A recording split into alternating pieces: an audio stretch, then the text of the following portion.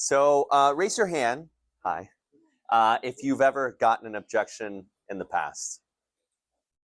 Cool. And so by a raise of hands, who felt like nervous or awkward when you got your first objection?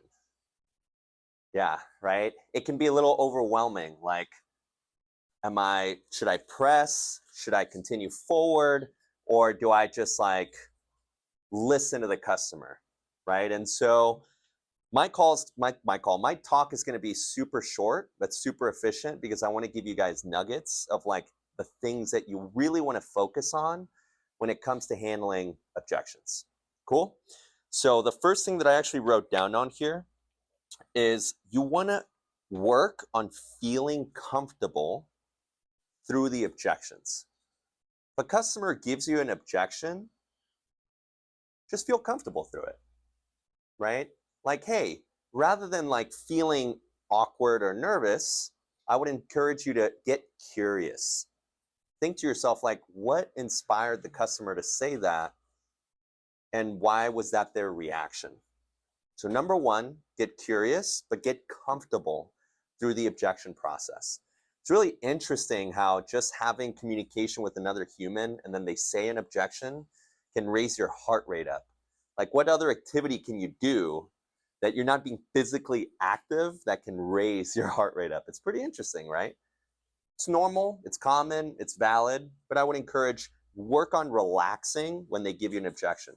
Great thing you can do is just take a deep breath, right? When you do hear the objection or before you see it coming, and also repeat back to them what they just told you. That's also a really good strategy. Number two thing that I have on here is really understand why they're just saying it. A lot of times, guys, people just say objections just to say it. I want to think about it. Who's heard that before? Yeah. So personally, my response when I hear, hey, I want to think about, yeah, you can totally think about it. Just curious, what's the number one thing you want to think about? And they'll tell you, well, it's this, or it's that, or it's this. And the reality is, guys, you guys have a manual, right? By a raise of hands, who's using this manual? Cool. So use this because this is like money, right? Next thing I have on here, through all those things, essentially, of like feeling comfortable through the objections, understand they could just be saying it just to say it, is these three things that I have for y'all when it comes to objection handling. So number one is you want to listen deeply. Listen deeply. Don't just hear what they're saying. And by the way, if you're in a relationship, this is very helpful. Listen deeply. Listen to understand. Listen to, from a curiosity standpoint of like, why are they saying that? Number two, super important. Respond calmly. Respond calmly. This has to feel like a conversation for your client. Otherwise, it'll feel very scripted. It'll feel unnatural, right? If somebody tells you no, hey, yeah, not a problem. Like, what's the number one thing you want to think about? Versus like, yeah, sure, what do you want to think about? You got to figure out the tonality there. So again, this is all controlling your nervous system, right?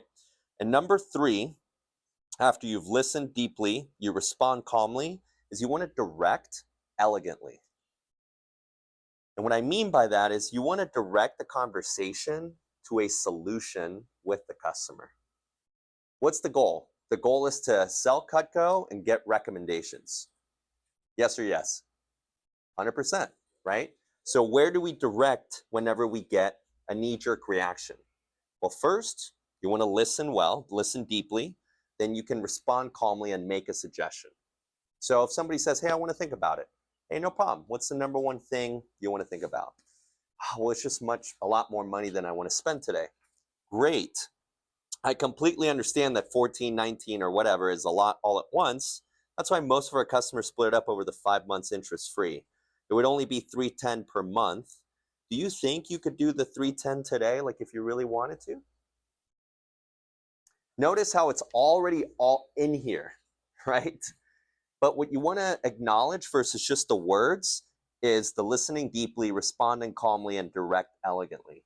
I can talk to people and I can tell when they're listening, or I can tell when they're just like zoned out. By raise of hands, do you feel like you guys could do the same thing? Yeah. You're talking to somebody and they're doing this. Are they really listening to you? No. How does that make you feel as the speaker? Just shout things out. Disrespected. Say again. Like they don't care. Uninterested. Right? And you guys want to know what the number one way to get people to really like listen to you and what you have to say? Ask questions. Yeah. Stop talking. I'll give you guys the easiest way. You listen to them when they are on stage speaking to you. And that's why listening deeply is so important. Okay. So that's pretty much what I have for you guys here. Again, smart, short, sweet and simple, but something you can implement literally right away for the for the next couple of weeks for the push. What I encourage, guys, is really memorize this really, really well. So if a customer says, hey, I need to talk to my spouse, you don't have to think about what to say. You just say it, and it just seems like conversational with the client. And that's ultimately going to make your customer feel very comfortable when you are handling the objections with them. So review this page, right? I would encourage, hey, figure out, meet like a buddy that where it's like, hey, you want to just role play? It's like, sure. And it's like, I'm going to give you I need to think about it, objection, and you just answer it, reading your manual like for the next 5 times. And then the last time, take the manual away. And I just want you to say it like a conversation. That's a great, great tip that you can do.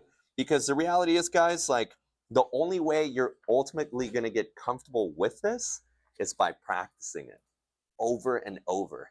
Understand that if you're feeling nervous, it's just subconsciously, you're underprepared.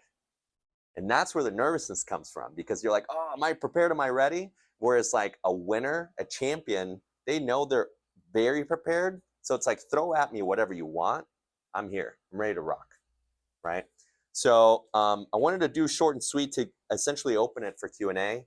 But who thinks in here that they could implement all these basic little things into their approach for the next couple weeks? Everybody? Cool. That was the goal. So it can happen, but it's not common. And if it's happening, what that tells me is like there needs to be a better job done at building value with Cutco. Because the thing that's going to sell Cutco and essentially remove all the objections is making somebody truly desire Cutco more than anything else they have going on right now. Yeah. So if somebody tells me that, hey, I just bought a new set of knives, I would immediately be like, yeah, sweet. Do you have the receipt? And it creates this like humor environment, but it's like, also it's like, yeah, like the reason I ask is because based on what I've shown you so far, American made, guaranteed forever, last set of knives you'll ever invest in, is it safe to say that down the road, you'll probably invest in Cutco anyways? Yeah, of course. And it's like, cool. And like, based on the knives you have now, could you see yourself replacing them in the next 3 to 5 years? Well, probably. Great. And do you feel like Cutco would be the right choice when it comes to buying knives, 5 years from now? Sure. Cool. Well, it sounds like you're going to get Cutco at some point anyways. And just let me ask you, like, price-wise, could you guys be comfortable spending the $300 today, like, if you really wanted to? And that would navigate that conversation that way.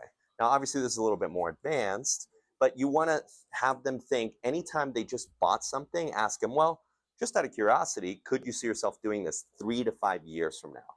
If the answer is yes, great. If they just bought Wusthof, I always applaud them. Man, it's really good I'm talking with you because clearly you appreciate quality. And it's nice because do you see how Cutco is comparable in quality when it comes to this? Yes. Great.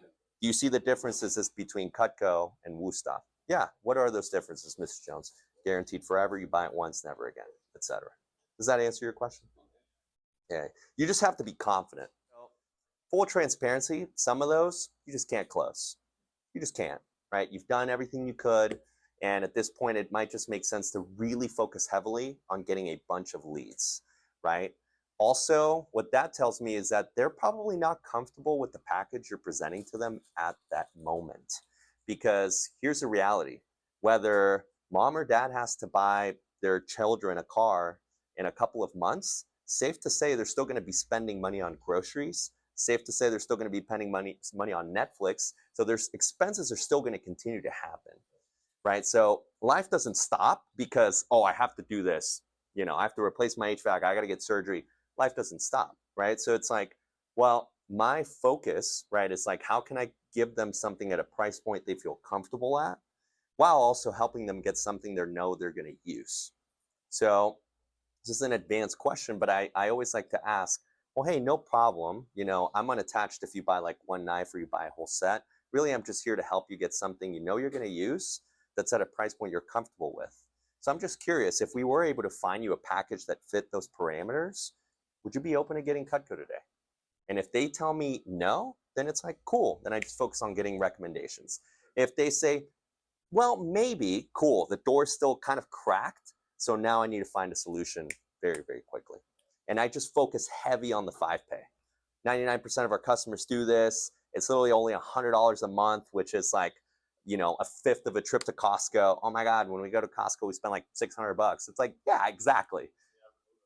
Exactly. And like, how long does the Costco trip last you? A week, 2 weeks? Whereas how long are these knives gonna last you? 5 years, 10 years, 20 years, 30 years?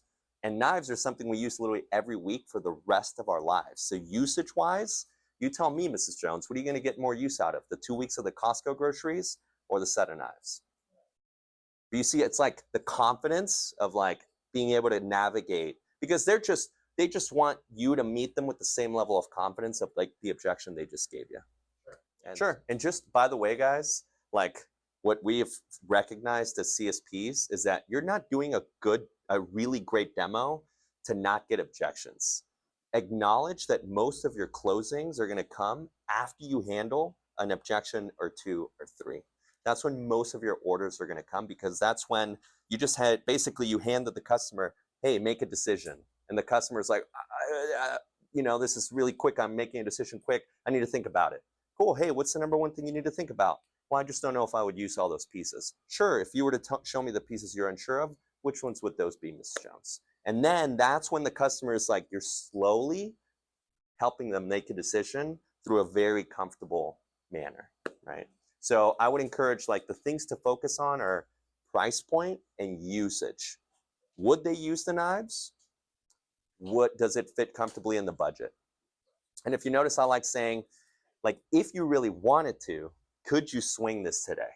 Because then if they say, well, yeah, I could definitely do this, then money's not the problem, right? And it's like, cool, now you told me. And something I like to say too is more advanced. It's like, hey, Mrs. Jones, if this is going to break the bank, don't do it. I only want you to get Cutco if you're comfortable and you see the value in it for you and your family. And then if they say, well, it's not going to break the bank, then cool, it's not a money issue. So what is the issue? Usage, right? Do you see value, right? Do you see what I'm saying? Cool. Well, hey, I'm just curious, like, I know it sounds like you wanted it on 2 months for your birthday. Just so that we're on the same page, could you swing the payments today, like, if you really, really wanted to? Yeah, you could? Awesome. And is it safe to say you're going to get the same set 2 months from now when it's your birthday? You would? Great. I'm just curious, since I'm here and you're here and we have each other's undivided attention, if I went like out of my way to give you an extra turbo incentive and I gave you like a little extra bonus gift for you to basically celebrate your birthday 2 months earlier, would you be open to just getting it while I'm here at your house? You would? Awesome. Cool. You see what I mean? So, hey, could you swing the payments? Yes. Is this the option you're going to pick? Yes. Cool. So if I did something extra special for you, would you maybe consider just knocking it out, since we have each other's undivided attention right now? Right? And so it's like, cool, your birthday's in 2 months, bro. Let me hook you up right now since I'm here at the house. You know what I mean? 2 words to write down: relaxed confidence. Exactly. Relaxed confidence. Yeah, big time. That's like the name of the game. Yeah. So I think I'm done. But just remember, guys, the 3 things, right? Listen deeply, respond calmly, and direct elegantly.